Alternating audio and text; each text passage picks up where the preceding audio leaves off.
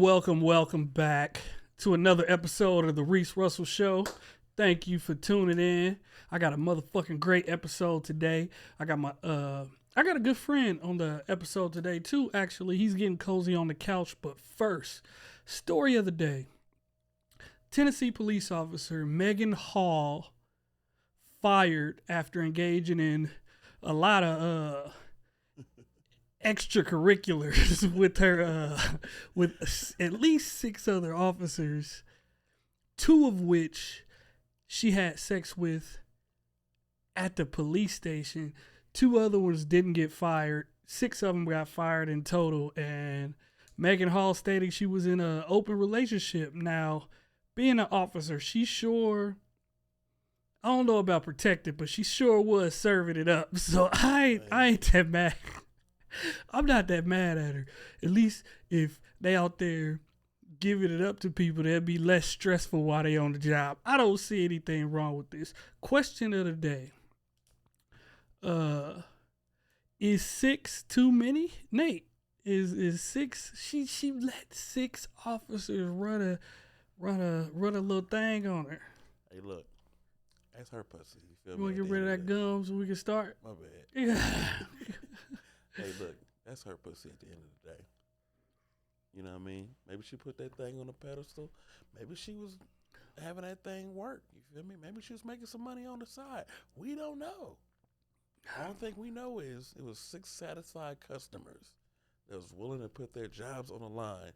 At least 6. There was 2 that only got suspended, didn't even get fired either. Yeah. I don't know what that's about. They probably was like colonels and shit. She's probably fucking ranked. It said 2 sergeants, a lieutenant, and 3 other. There was a canine officer. What? She Fucking got dog, too? Damn, she ain't shit. Damn, this bitch fucking the help too. I don't know if she hit the dog, but she out there hitting it, and the internet's tearing her up now because she don't look like much. Nah, she like a regular old white woman. But when you're the hottest one on the job, giving it up, does that make you go higher in rank? Actually, that just goes to show like how horrible their division of women look. You know what I mean? Like if she's the hottest one, She's the hottest well, one. maybe she's just the only one that's just giving it up though. She said she was in an open marriage. Open marriage, and that meant Anything goes. I mean, whoever she was with. I mean, come on, bro. You can't be in an open marriage with somebody looking like that. She was ready.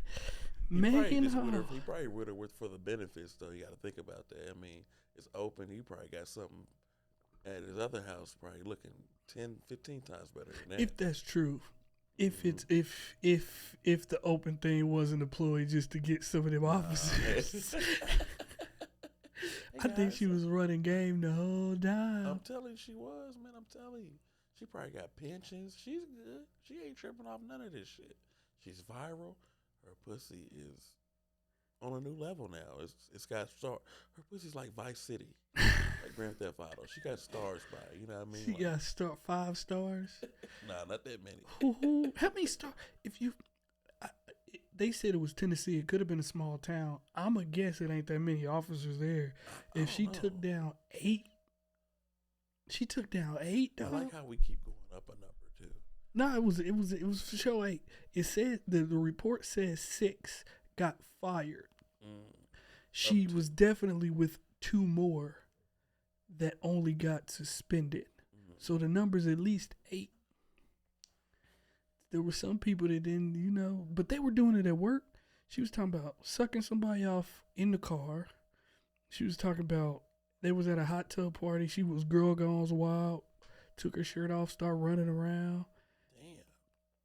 Damn. And they were sexting at work. They were getting paid on the company dollar, That's dog. crazy. I'm surprised they ain't upload nothing on OnlyFans or some shit. You know what I mean? Like, let's make some money out the shit. You feel me? She's willing to give it up. Is having sex on the job, on the clock, automatic firing? Not even just for like a police officer, but you automatically got to get fired? I mean, I feel like if you're at like Arby's, McDonald's, like fast food, I feel like during your break time, you should be allowed to fuck someone. Like in the bathroom. Yeah, you should. Like, build morale. Make sure that they properly clean themselves afterwards, because I'm not about to get no semen on my McRib sandwich. You feel me? Like, nah. That'd be fucked up, man. Get some residue. Got some residue. Oh yeah. Oh, that's a bad day, buddy. Yeah. That's a bad day. That's you can't even call corporate. Yeah, man, what's going on, man? Man, I got some Mac sauce in my shit. That ain't no Mac sauce, nigga. Would this be that big of a deal if it was a dude who took down 8 women police officers? Social media would be applauding him. He'd be a fucking on the Mount Rushmore for men just getting caught up in some silly shit. Like, we would praise him. Women would probably praise him too. Women probably be like, "What that dick do?" Men would probably be like, "Nigga, here you go, bro." Immediately. Because women, I like how. But let me ask you this: do you think we prioritize, or do you think we prioritize what's right from what's wrong when it comes to men and women? Because you got to think, for men, it's like a big ups. Like, we wouldn't give a fuck if you got fired, you got divorced, nothing. For us on the outside looking in, we like, man, whatever you was doing, salute. But on the flip side, women, they look down upon. Do you think it's right morally? Do you think it's moral? Morally right, or do I think morally? Do you agree with it? 100%. Do you know how difficult it is for a man to take down 8 coworkers? Do you know? you know how hard that is. So if an accomplishment is hard to do, and you're successful at it, you should get applauded.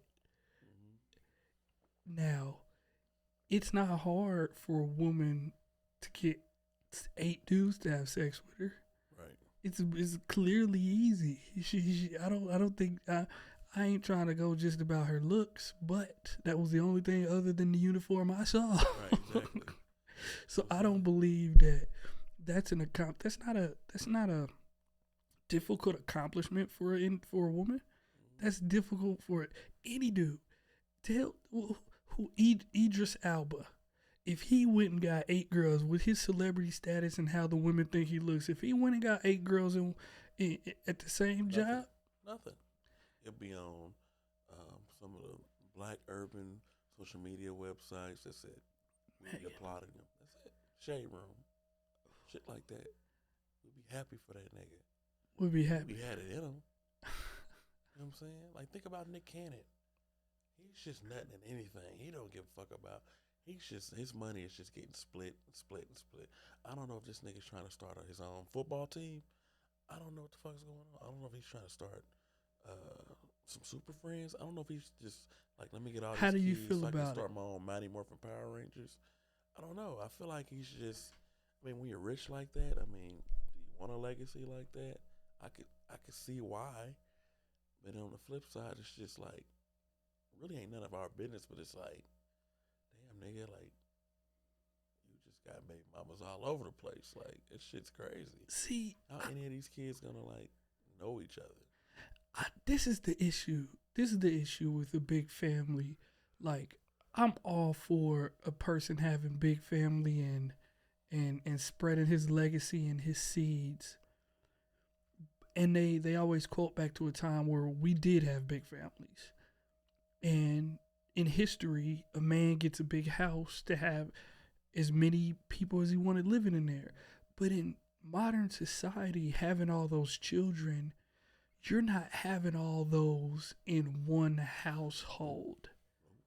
Now, if he had Mariah Carey, his other baby mama, all of these in a giant house that he bought and paid for, and they were all living, because think about it, how can a father raise, all of his kids are getting raised by different rules that he's not establishing because he's not the head of his own household. He's not the head of any household. He's outside. So all of the rules are set by the mother whoever the mother is. Now, if he had all these women in the same house, and I'm not saying like a cult or like a Mormon situation, but I'm just saying if that was the case, then nobody would ever say anything because he's raising all his kids. He know exactly where they at. They farming across the street. But he just out here trying to get hoes in different area codes. Hey, I'm telling you, man, he's just shooting. He's just like, who had the brokest jumper in the NBA, you think? Just brokest jumper, Joakim Noah. Okay, he's out here like Joakim number on the free throw line. He's shooting. He's shooting and trying to hit anything right So who said this? What did I hear? Somebody said, so you know he got lupus, right? Nick Cannon has lupus. So, and I don't know if this is one of the things that helps lupus, but they're saying he's trying to have all these kids so he can get the stem cells from the baby. From the babies that he's having. Let me find out. This nigga trying to live forever. Ain't nothing wrong with that. Ain't nothing wrong with that shit at all. Shit. He's sacrificing his kids. Yeah, but you don't, for the stem cell, I think you need placenta or stem cell. I don't know. I don't even know. Nick Cannon might, though. He might. And the crazy thing is, he has like even amount of kids and boys and girls. Like he had 6 boys, 6 girls. Like how do you do that? He coin flipping the right way though. Oh God! You like, let me get a boy this time. But he could what can you say? He could afford. He could afford them.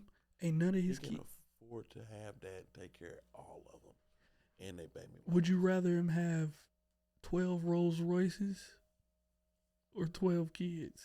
What's worth more? Kids. Rolls Royce is gonna be worth more at the beginning. What you mean? The kids ain't worth shit when they babies. Shit, you not be motherfucker. Unless you kidnap one of them. Try to let her. Too young, nigga. Too young.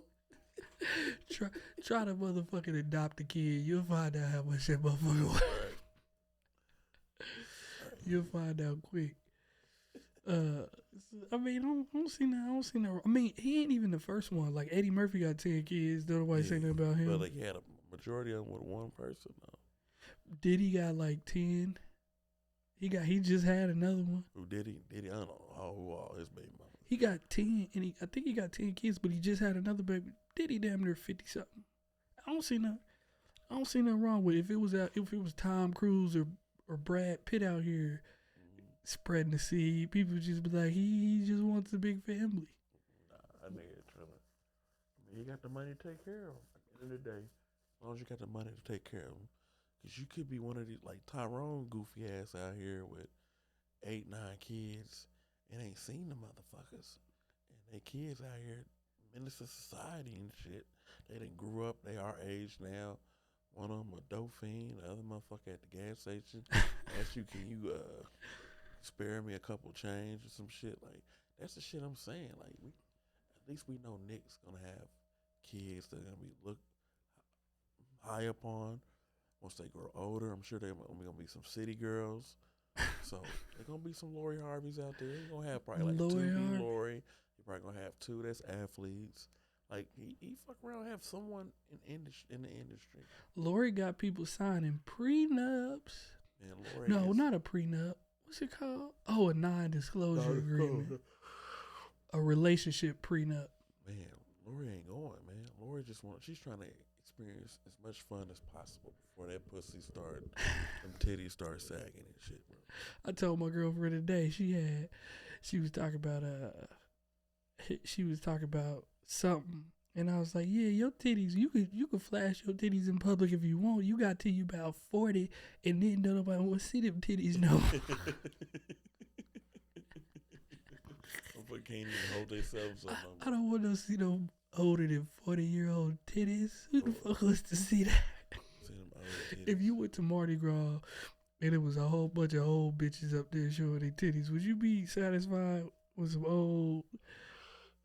You good? You need a second? Honestly, we know we live, right? Your ass been yawning this whole time, bro. This whole entire time. I realize, nigga, it's 2 a.m. Vegas time, and I'm from the Midwest, so nigga, right now my body's at 5 o'clock in the morning. I ain't got no sleep. You better wake that ass up. Oh, this some boy. Yeah, give me some cocaine real quick. I ain't got no coke. I know they say what happens in Vegas stays I there, know, nigga. but I Just don't keep it fuck like with that. What's the wildest drug you ever done? Shit, weed. I ain't. You ain't done mushrooms? All right, yeah, I have done a shroom before. Why Oh, every look. black dude we do it? They be like, when everybody black dude go through his weed, then they're like, oh, but yeah, I did some Man, mushrooms. it's like I forgot. It was homecoming, and no, it wasn't homecoming. It was me and my homie Reggie. Damn, I'm over here name dropping. Don't nobody know Reggie. I know. Me and my homie Reggie. What's his we went over- last name? No.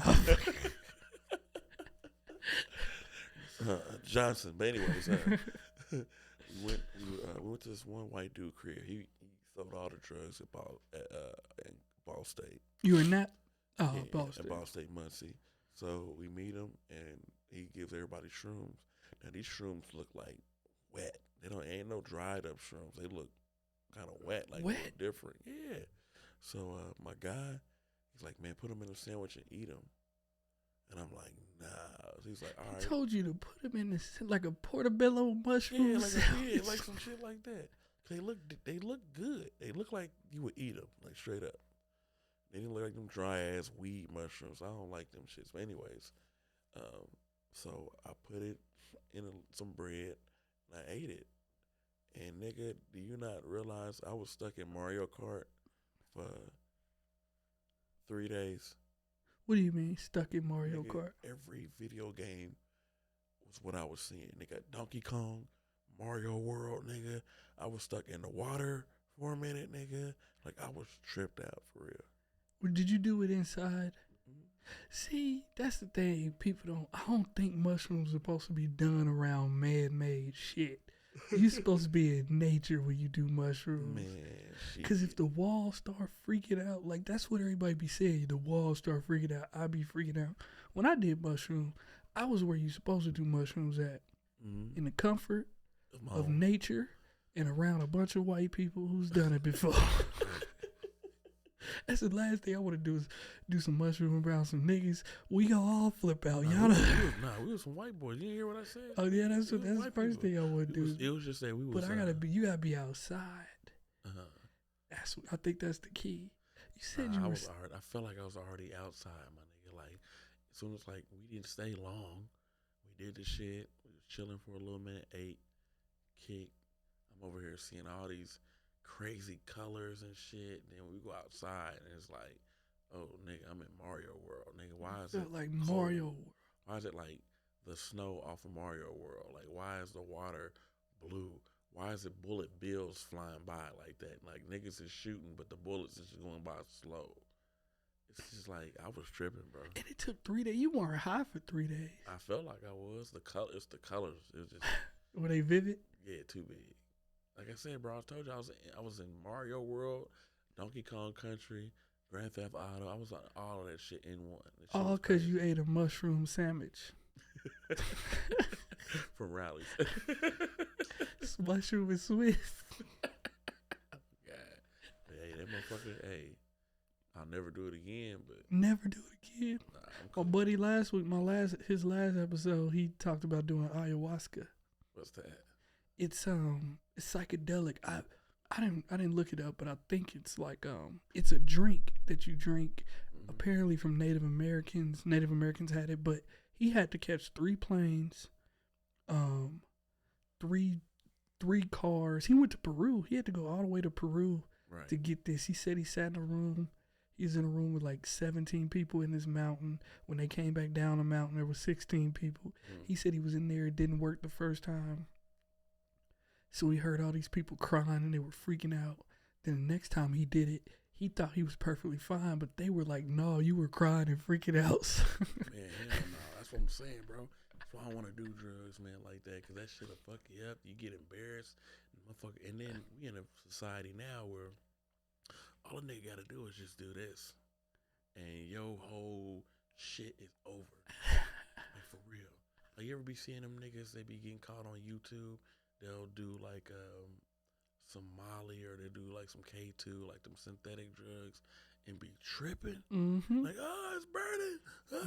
You got me. Like shit like that. I remember I was on 38th Street. 38th and what? Emerson. 38 for Emerson. Bruh. I knew a motherfucker was off one of them. Katie. Look, Katie. He was like this. Hey, what's up, Kim Folk? Let me.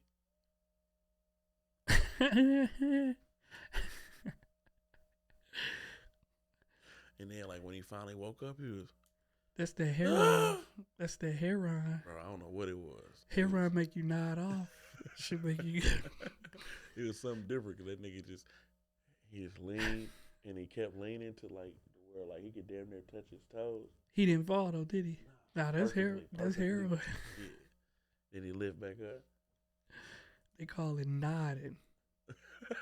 He's just over there nod. That nigga nodded all the way. I remember losing because I ain't never seen I never saw that. I grew up in an area that wasn't bad, but if there was anything, it was crackheads. You see them, they run fast. You see that they steal things. It ain't that big of a deal. But when you see heroin addicts like nodding off, man, where was I at? Vegas got them all downtown, dog. You go mess around downtown and see somebody leaning. But I remember that's what happened. I was at trivia when I was like 18 with a white girl and her white friends, and we were all playing trivia. And this question popped up like, what drug makes you like nod off and things? Hey, I gotta say something. Every time we describe being with another female as being with a white woman, motherfuckers gonna think these niggas ain't fucking no bitch, no black pussy. Where the sisters at, nigga? Y'all both got dreads and y'all ain't fucking no black. We don't involve the sisters when we about to do mushrooms. They gonna talk us at us. They gonna talk us. Don't be doing that shit, nigga. If you die, I'm gonna let you die, nigga. Like what? If you want me to fry the mushrooms up for you, I will. But he about to do let me grind it and put it in a juice. No fucking juicer, bitch. Well, we were talking about the police officer at Macon Hall. She started off. I think the dude she was fucking. At least 3 of them were black. Right. Oh, once you go black, you don't go. I'm telling you, that bitch was humping black chairs, nigga. She was hooked. So I did Cocoa Puffs. We did the mushroom cocoa. That's like cocaine in a cigarette. You like put the cocaine in the top of the cigarette and smoke the cigarette. Hey nigga, how you know that? You ain't seen the movie Flight? Oh yeah, okay. Yeah. Look, you gonna try to introduce me to a movie. Motherfucker, I know what a Cocoa Puff is. Yeah, I was really talking about the cereal, but okay. We were talking about drugs. I'm staying on top of you like, nah, I'm talking about I'm nodding off to him over here like, hey, anyways, like. How much heroin have you? It's sleep, ladies and gentlemen, sleep. If like what's like I ain't even tell you, man, I was in this green room, dog. I ain't gonna talk about the green room, but when we got in the green room, you ever have a sit down meeting? Like they tell you, I get in the green room, it's a meeting. Huddle up, everybody. Starts the green room meeting with, hey, I just want everybody in here to know this is a safe place. I think you told me this. So no, this was recent. I might have told you. Yeah, I'm saying. He said I want everybody to know that this is a safe place. But if you see anybody here tying off or doing something you ain't seen nobody doing or anything, this is a safe place. Don't tell nobody. And I was like, I gotta get the fuck.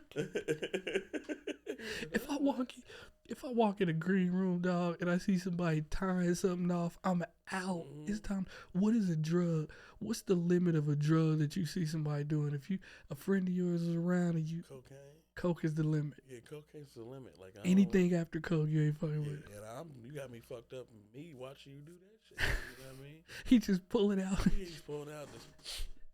Hey, you want some? And don't you hate when the motherfuckers that know you don't do it and they always offer? I don't want to be you, nigga. I don't want this shit, nigga. Nah. For real. I did coke once. I didn't like it. I ain't never did it, so I can't tell you. I was in Vegas at a hotel. It was New Year's, like 2015. Look Your ass was ready to do some strange Man, it's Vegas. He said, what happened? It was fresh in Vegas. I did it, man. I ain't like it. The back of my throat, man. You ain't never done this, but if you chew up an aspirin, that's what and like swallow it. That's what it like kind of. You ain't supposed to do that, but that's what it tasted like. My nose, and it didn't even really make me feel nothing. It made me feel like I knew I talked a lot. It made me realize while I was sitting there, nigga, you be talking a lot. He said, hey, nigga, shut your ass up, nigga. That's Say, all, nigga. But it make you want to talk. So I was Right. like, nah. I'm sure it does. I mean, shit, it hypes that heart get to racing and shit. You said coke is the limit. If you saw somebody, if somebody was, if you walked in and the guy was like, hey, let me get your belt real quick.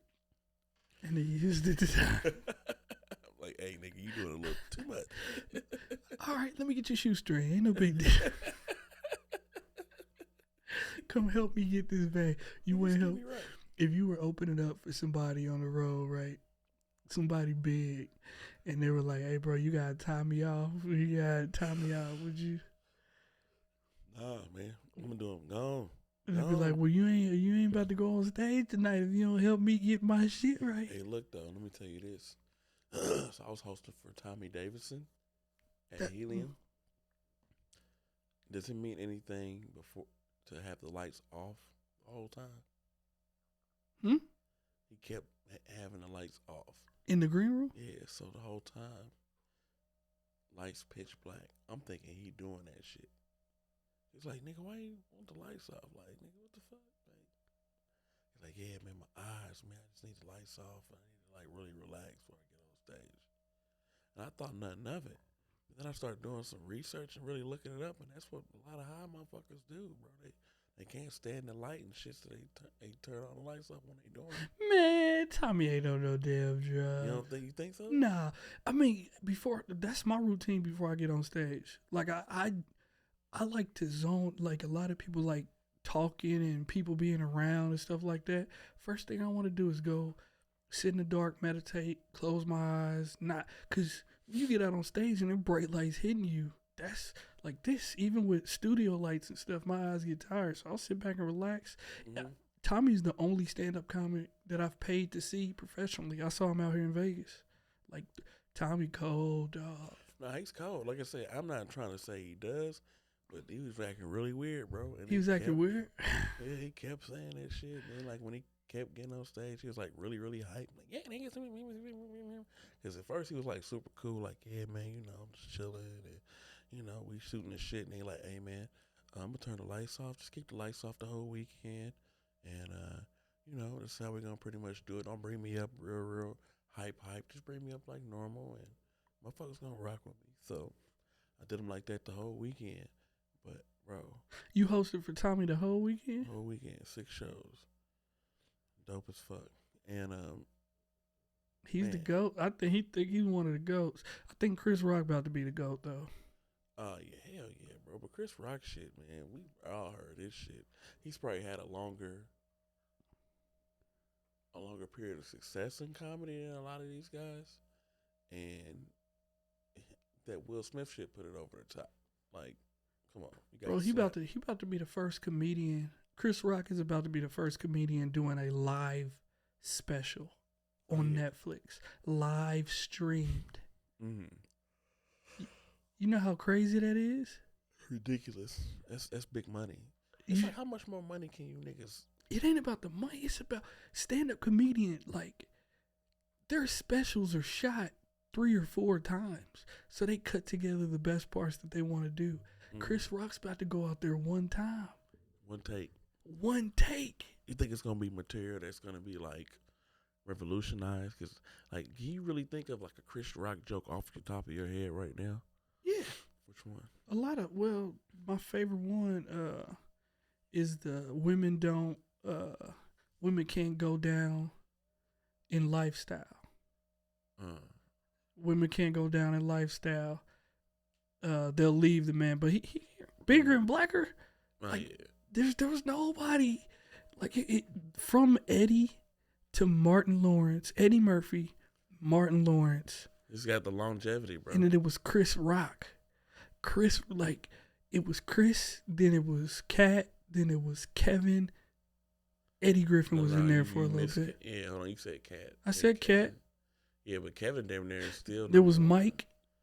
Mike for a tidbit. But Kevin's more relevant outside of stand-up comedy, though, which is not a bad thing. But he's not known. He's definitely known for his stand-up, but he's doing shit to make everything equal. I think his movies ain't stood the test as his stand-up, but where do you rank Kevin Hart as far as stand-up? Top 5. He's not. He's not my top 5. Who's in your top 5? Business and all that shit. Yeah, matter of fact, yeah, he is. Who's in your top 5? Yeah. Who's 4? 4 is Can I give 3? I like some dead motherfuckers too, bro. Go ahead. Robin Harris. Cold. Crowd work. Off the chain. 3 is my cousin. Gotta throw him at 3. So, well, I don't think nobody knows. You better speak his name. Yeah, I'm about to say my cousin Nate Jackson. There you go. That nigga is, bro, like cold. Crowd work, best in the game. Like nigga can pick anything out of any. He can make a joke out of any situation. Lively. Nigga can sing. I mean, he got the best of everything. But I think the most important. And he got a comedy club, don't he? Yeah, he got the whole show. What's his comedy club? It's the Super Funny Comedy Club in Tacoma, Washington. The biggest black-owned comedy club in the nation. I didn't know that. Yeah, the biggest one, and it's just so like Nate Jackson Super Funny Comedy Club. Connected to the, so it's connected to a what kind of hotel? I can't think of the hotel. Holiday Inn. It's connected to a Holiday Inn, so it's set up nice, dope. When you go inside, the colors, everything coordinated. You can just tell a comedian really designed it. Yeah, green room's dope. Hospitality, whole 9. The food though, is the food fire, and they got like different type of like wing sauces, because every club has chicken. But the only club that didn't have chicken was this club I just did this past weekend with my cousin. A comedy club didn't have chicken wings? No chicken wings, man. The mic drop in San Diego, California. No chicken wings, y'all. I don't even want to give him a plug. Ain't got chicken wings? No chicken wings, but they had them tacos. Them tacos and them sandwiches was heat. But yeah, no chicken wings, bro. But Nate got different sauces. Yeah, his club. He got different sauces and shit. His shit like Buffalo Wild Wings. That's what it sounds like. Shit is good. They food is good. He sells this merchandise. I mean, the whole setup is everything. Like big ass stage, big ass DJ booth, lights is everything. It's the type of club you want to make your profile pic off of because it's set up so fucking dope. You know what I'm saying? And I feel like, man, business oriented, like business wise, ain't nobody shitting on Cuz. Like, he really looks at the matrix. He got this shit called a counter. He told me about, yeah. So pretty much, you put down like an estimate of how many motherfuckers you got in your club, and the app pretty much counts everybody in that motherfucker. So you can start count, and then the phone will do the rest. Like he's the first. He's the first to like get on certain apps, or he'll do his research on how to make money. Cause you're a club owner, and a lot of comedy clubs don't like booking club owners because hell, they know the same shit as the club. So like now he's at the point where he's getting like, it's not only making headliner money, but like nigga, he's getting like lump sums here, and if he meets a certain amount of motherfuckers, if he gets a certain amount of people to come, for each night, I mean, he can get in this tier, this bracket, so it's just more opportunity for him to make money, and I'm witnessing it firsthand, being a featured comedian on when he, books me, I'm seeing it, and it's just like, it motivates me, you know what I'm saying, and I feel like I can take it to another level if I keep that same formula going. One thing about Cuz, he don't get discouraged about anything. He posts regularly. He works his ass off. He's up, first motherfucker up, last motherfucker sleep. I remember living out here in LA with him and how he'd just be out till like 3, 4 in the morning, then be up still working on like a video editing and all that shit. And then we'd finally go to sleep. It'd be like nigga 2 in the morning. Dang. So, or like 2 in the afternoon type shit. So not only is he a great stand-up comic, he actually gets it on the business end too. Yeah, and prioritize like nigga when his mind's going and he needs to do something, he gets it done. Like it ain't no procrastination. I don't think that nigga has a procrastinative bone in his fucking body. Like a nigga is just straight rolling. Yeah, shout out to Big Cuz. Nate I like Jackson, that. man. Who's the Nate? You said Nate Jackson is number 3. Who's number 2? Number 2 is Earthquake. Earthquake is hard. Is That's hard the best. His half an hour special on Netflix. It's the best one. That is the goldest. And I'm a big. You know, I'm from Nap. Yeah. I'm a Mike Epps fan. Not as biggest fan as my brother. Like him more than I do. That nigga Brandon. But I watched Earthquake, and then I watched Mike's special, and Mike's new special wasn't shit. Halfway through the special, I turned it. I was like, Earthquake came in. Earthquake's a monster. High energy, bro. He's a monster. Energy. You got that high energy, and you performing, and you funny like that. You add that. It's like a formula for. It's like Dr. Pepper. You know how Dr. Pepper has all different flavors. Earthquake give you all them flavors. Situational funny, situational humor, observation, conflict resolution, satire, man, everything, all in one. And that's why I love Tommy so much. Tommy is like Tommy Davidson is one of those comedians that has learned everything there is to know about the things next to stand up. Improv. I mean, the nigga been doing it for like 40 years. You gotta think about that, man. Bro. You've been doing the same genre for 30 years. Come on, man. After a while, bro, that shit is sacred nature. If he should be bigger than he is. What is it about stand-up comics? I'm gonna get to your number 1 stand-up in a second, but what is it about? Why do stand-up comics have to get big at something else to be able to be a stand-up comic?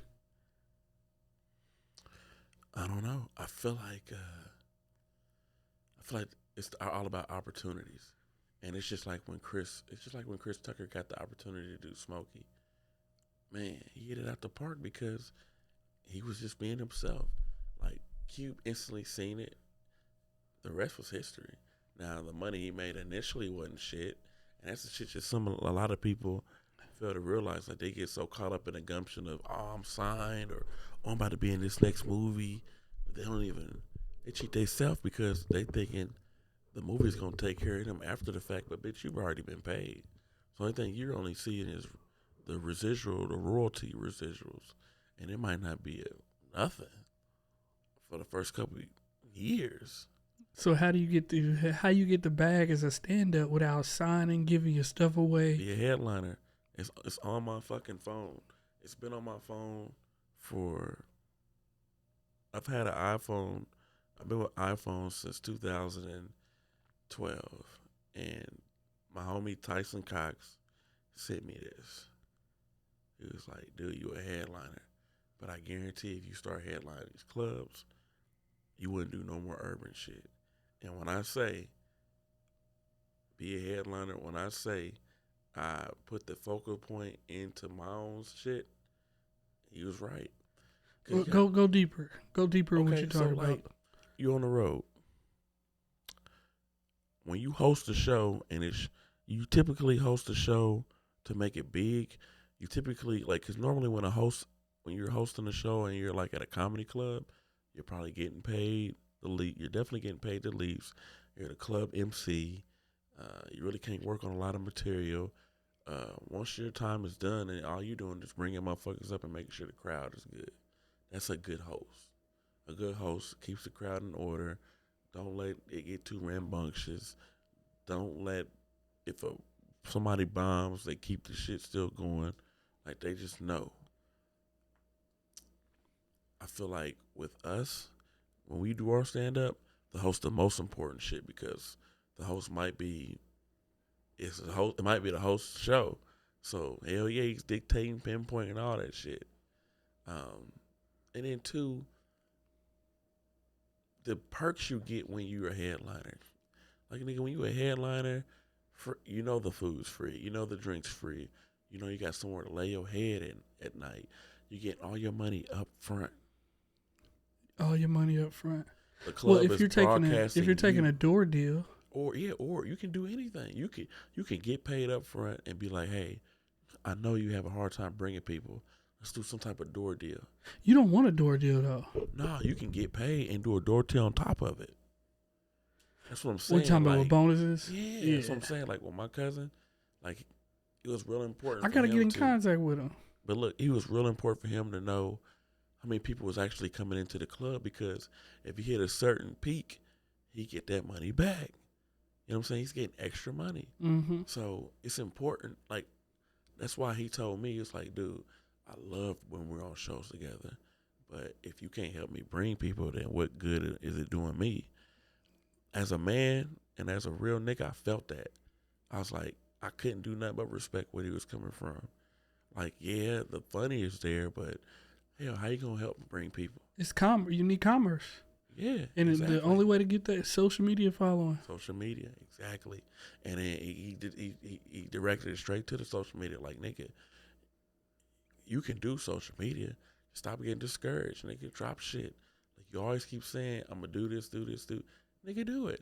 Now you got a reason to now.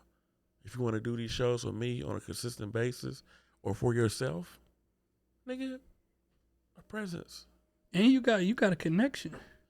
I mean, the connect is everything, but at the end of the day, I don't want to rely on my connection with my cousin to get on shows when I can do it myself. If I'm already funny, it's funny enough?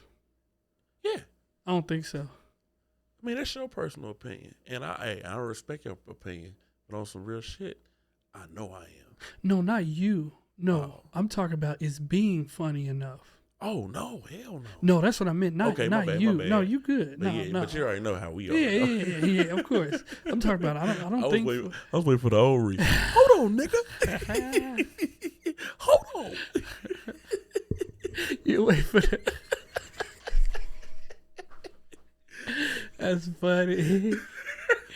That's why you get people around you that really know. You say, "Hold on." When you get people around you really know. I don't think funny's enough because if you work hard to be the funniest motherfucker in the world, then you have to rely on somebody else to pick you. Exactly, and then two, when you rely on being the funniest motherfucker, you're only funny in front of the people that see you.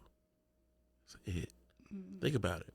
If you headline every weekend, 56 weeks, hit every city, every state, and you sell out all of them, just imagine that's the only way you're going to be able to grow your following organically. If you're selling out every week, people are coming to your shows, the club's promoting the shit out of you, using that shit as a promotional tool for yourself. That's the only way you're going to be able to grow that organically without putting no work in social media. That's the only way. And for a lot of comedians like us who work every day, open mics, book shows, showcases, contests, it could be church shit. Look at me cussing in church. It could be don't use the word church and cuss. Right. God, like corporate events, like any of that shit. Like that's the only way you're gonna be able to grow organically if you don't want to put the work in on the social media side. But just imagine you put the work in on the social media side as well as on the stand up. That's how you blow up. Ralph Barbosa. Yeah. You see, we didn't even talk about it. You know about him. He just did Fallon last week. Mm-hmm. Like I've seen, he just sold out Wise Guys. I think he did 4 nights at Wise Guys. Not even last month. 3 weeks ago, and Wow. he did a 5-minute set on there. Like, that's a way to go. You got to be out there every single day, post a stand up. But that's the thing that I don't like. You got to go away from stand up. Yeah. You gotta. That's like telling the person, "Hey, where you about to go?" Be like, "Shit, to the stove," but you really going home. And then when they get to your house, they be like, "I thought you were going to the stove, nigga." Well, I was. I was going to the stove. I just had the detour. Who's your number one comedian? Hard part. I knew it was coming. Let's retrace. So number 5 is Robin Harris. Mm-hmm. Number 4 is Earthquake. Number 3 is Earthquake's number 2. Earthquake's number 2. Number 4 is now you made me forget who the fuck number 4 is. Number 3 is Nate. Yeah, number 3 is Cuz. Number 4, you said Robin. You said number 4 is Robin Harris. Who's number 5? Who the fuck was number 5? Kevin Hart. Said Yeah. Kevin Hart, Okay. Robin Harris, Mhm. Nate Jackson, Earthquake. and Number I want to say Richard Pryor. You didn't watch Richard. I mean, I did, but I like That's just everybody's I like favorite. him, but if I want to go, like, I'll say this: Eddie. Eddie. I love Eddie. Eddie's cold. Eddie's cold, but he ain't colder than a lot of these new motherfuckers. Yeah, he is. Eddie's cold. You think he colder than a lot of these new motherfuckers? Yeah, ain't Right nobody now? like Eddie. But the thing, Eddie right now. Eddie right now. Or Eddie back then. Give Eddie Eddie right now is not funny at if all. you're out of your mind. If you give Eddie Murphy 3 months in comedy clubs, and he's gonna come out and put the best special. But you know who number 1 is. Come on, let's be serious. You It's saying who? Chappelle. It is Chappelle. It's Chappelle. Chappelle is he was bottom to top to bottom to what nigga do you know is goes from being a goat to a laughing stock to right back being a goat. You know how hard it is for some people to reinvent themselves? Yeah. That Dave Cole, he been doing stand up for 35 years. Bro. Stand up. He has the Guinness Book of World Records for stand-up set. You know how long it is? How long? 24. Is it 24 hours? Nah, he ain't been on It's stage like for 12 24. hours. It It's was a him long and time. that other guy. It was him and another guy going back and forth, and they were doing, I think it was like 8 hours, and it got to 12 hours, and then somebody blew him out the water and did like 24 hours. But Yeah, he been on stage for, what's the longest you've been on stage? Longest total amount of time. Man, I had to total amount. I was hosting. It was this show for Desi Banks. Nigga, I was on stage for like hour and 30 fucking minutes, bro. How did it feel? It really wasn't that good because I was asked if this every time I was done. Every time I get a big laugh and with hit it, I'm ready to get off, and then they like keep going. It's like, well, nigga, I ain't got nothing. What the fuck else do you want to talk about? Oh, so they were This is having you. before I really start honing in on the crowd work. So it's like You I'm had doing an hour and a jokes. half of just Material, bro. That's the worst place to be as a comedian. Worst place. When everything you say is you like, all right, laugh at this one, and then you gotta. And then you gotta keep going to the point where then I've almost repeated a joke. You know what I'm saying? Like it was like that. I was really. You were hosting though.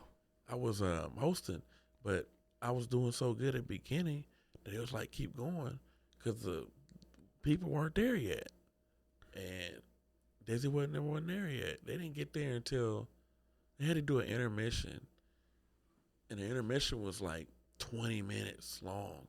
They finally pulled up, and then I had to go up there again and do 10 more minutes, and then introduce his feature, who ultimately hosted the second half of the show, which was weird, but that nigga Alton, damn, I can't think of his last name, but Alton. Matter of fact, I'm about to look this up right now. I have to because he's on IG. and he's fucking hilarious, man. He's hilarious. I think it's Alton Walker. Yep, Alton Walker. Man, hilarious, man. Y'all make sure I look him up, man. He got this shit that he do. It's called God Ain't Pleased. And his voice, he sounds like a ordained minister preacher. He's like, God ain't pleased. These motherfuckers right here. And every time he talks, he's like, these motherfuckers right here. And it's just hilarious, bro. Like, that's why I look at shit like that, like these guys' IGs, and I'm like, I know I can do this shit. That made looking at other people being able to do it. Mm-hmm. That's one of the things I got from Kevin Hart was like he said there's a blueprint for everybody. Everyone. If you want to know how I did it, you look at the things that I did, and you'll be able to. You could always look at the things that they did and figure it out. So that's some motivation for you. See, you gotta What's the longest I did? 1:20. I was headlining though. Yeah. That's a whole different feeling than having to be on stage. Yeah, it's like you already know what you need to do. So you're more prepared versus hosting and they just, hey, this guy ain't showed up. Hey, do this more time. Hey, do this much more time.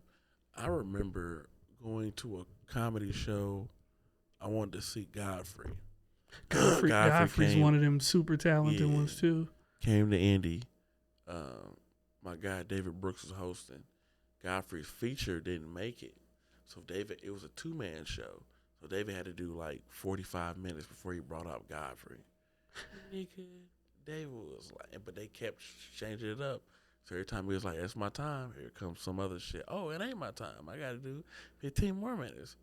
You could have passed that shit to me. I was there. He seen me. You asked me too. It was like, hey, Dave, would you be interested in doing some time? I'm like, hell yeah. If you need me. I guess he ain't need me because David held it down. Shit, but to keep that's dope. But God, this what I don't get. I feel like I work best without an opener or a feature. Just a 1-man show. I could do a 1-man show, or if my opener's a musician, I'll really kill. Oh yeah, because it's a different genre. And then once it goes into you, it's all totally different. Richard Pryor, his live on the Sunset Strip. I think he had Patti LaBelle, I believe. Yeah, Patti LaBelle saying he's had all them motherfuckers, bro. But I don't. If I'm I could have a feature, but it's not necessary because a feature would only do 10, and I'm doing an hour, so it's not like I would need I don't get it. Being on time to work. Why everybody late? This what I noticed. This what I noticed about open mics that are different. I went to an open when I was out there. I went to like 5 out there. That's different than shows or mics or anything out here. Is that when you call a person up on stage in Indy for a mic, they treat it like it's a show. You call their name, they're not getting up, they're dancing, they're waiting, they're sitting back. You gotta look around, be like, who is going up? He'll finally get up, they'll start dancing. Like, hold on, nigga, this is an open mic. This is a mic, bro. Get your ass up. Get your ass on somewhere and then come on, do your little set. You try that shit out here, they kick. You can do it as long as you want, but when you get on stage, you got 3 minutes left. Hey, I knew it was hilarious when I saw a motherfucker selling merchandise at a fucking open mic. I'm like, they selling merch at the mic. Merch at a mic. It's not, and it wasn't even a mic. Like, you do that shit if it's like your mic. Like, you can sell who's merch coming to an open mic to buy merchandise? Come on now, what the fuck? Was it He was getting mad because nobody was buying the shit. Was he killing? She was not. Hey, so let me ask you this, bro. Is it better? Are you better when somebody goes up in front of you and bombs, or if somebody goes up in front of you and kills? I want the person that goes in front of me. I genuinely don't care. See, this is the thing. I have a habit, and I don't know if I don't know if I want to break it. I get benefits of not doing it, but I don't listen to the person that goes before me, ever. I typically don't. Because you. I'm in my zone. I got my headphones in. I'm literally listening to jazz music. I'm relaxing. I'm just. That's crazy you say that. Go ahead, my bad. Cause I'm in a like I've already done the prep. I've prepped. I got maybe things I want to talk about, directions, and then Usher calls it leave room for magic.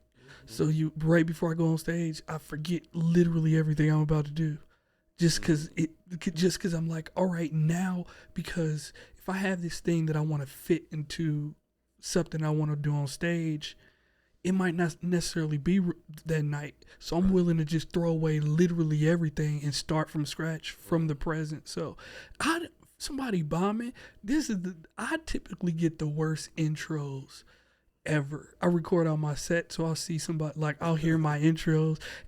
I had one at a show, and the host came up, and he just sat there for a second quiet, and then he just laughed the most obnoxious laugh in the world for a good 30-second laugh, and then just stopped. It was like, coming to the stage, Reese Russell. I was like, what the fuck? I get the worst intros ever. I don't care about who goes before me. I remember my fucker came up and said, this guy, he's just from Indy, like all the other locals. Give it up for, I was like, give it to this raggedy bitch. Like, what the fuck? I mean, like, how you gonna give me a fucked up intro? Like, He bitch, I said don't even he's know just you. from Indy. Just from Indy. Like, like, what? Yeah, you about to be, it's about to be Will Smith, Chris Rock with the host. Hey, difference is I'm a backhand that motherfucking ass. Make it look more black. You ever almost get into a fight at a show or anything? Oh, like for dealing with a heckler or anything like that? Zach Randolph's brother. We was in, they from Muncie, right? Marion. Man, dude, guy arrested. So I was just talking. Zach Randall's brother started talking shit, and I'm joning, and like he's making an attempt to like to come up there, but then I look down and he's not there, so I'm thinking to myself like, man, what the fuck going on? And then like the dude pulled up, and then he had his kids, but all the kids had like the shoes just like matching him. It's like in my mind I knew he wasn't about to do shit, because it's like you got all these chicken nuggets or whatnot. But you say something to me and then you take off. And then you should have whooped my ass, or, hey man, we use your, anything. He didn't do So you said Zach Randolph's brother was the only one that was about to get you at a mic. Bro, he was talking cash shit. I started talking back at him, and motherfuckers started getting real hype. Stood up. I heard they about that life. I heard they about that life. I don't think you want this one. He got two brothers. He got one brother that's in basketball, and then his other brother, his name is Darren Evans, I believe, played football. And hold on, Darren Evans from Indianapolis played for the Colts that one year. I went to middle school with him. You did? Yeah, Stony Brook. He went to Stony Brook. Yep. Yeah. Some of you are like, hold on, nigga, but I do forget you are younger than me. That lets you know, nigga, here. Oh, I went with Darren. He damn, that was unfortunate. His first day with the Colts, he ended up doing a backflip in the end zone celebration and tore like some ligament in his leg and never played again. We were in middle school together because we were the two going for running back. We were the two going for running back, and he definitely got it because my grades were not up to par. It's like, Nate, he probably would have got it anyway, but I didn't even get a chance. Right. He was like, Reese, you can be water boy. I forgot about him. Yeah, I remember him. Hell yeah, man. So, you got anything you want to say? We about to wrap up. Most definitely, man. Follow me, comedian Nate Robinson, Nate Skate Comedy on all platforms. Man, I got a bunch of comedy shows coming up, man. So follow my content, follow my TikTok, YouTube, the whole 9 yards, man. But let me go ahead and give y'all some. I'm doing my home comedy club again this weekend. Which is 5 shows, Helium Comedy Club in what's Indianapolis. Helium. Helium, they got a couple of Heliums. We finally got a chain of comedy clubs. Oh, Helium shit. Comedy Club. It's 2? It's just 1. Oh. What I'm saying is we finally got a chain. So Gotcha. you perform at one, you can perform at the other ones in different cities. Oh. So we got that. Um, got a couple of those independent shows. I got one at this place. It's called Dropkick Comedy. It's in Bloomington. I have a show at the end of the month. It's who the fuck is it's what the fuck? I'm doing it with my guy DJ Dangler. It's in Marion, Indiana. I did just get rebooked to do the mic drop again. It's gonna be actually in April. I'll be in the Gold Room headlining. So Headlining, oh shit! So that's another headline. Nate gig. Skate Comedy. Yeah, I feel like you said Nate Gay Comedy. Nate. I definitely said Nate Sweet Skate. Booty Comedy. Nate Skate Comedy. And then I got something coming up on Valentine's Day. And then I'm doing a show with Shorty, the comedian. Shout it. Yeah, my name is. What my name is. We're doing a show in March. So I'm hyped.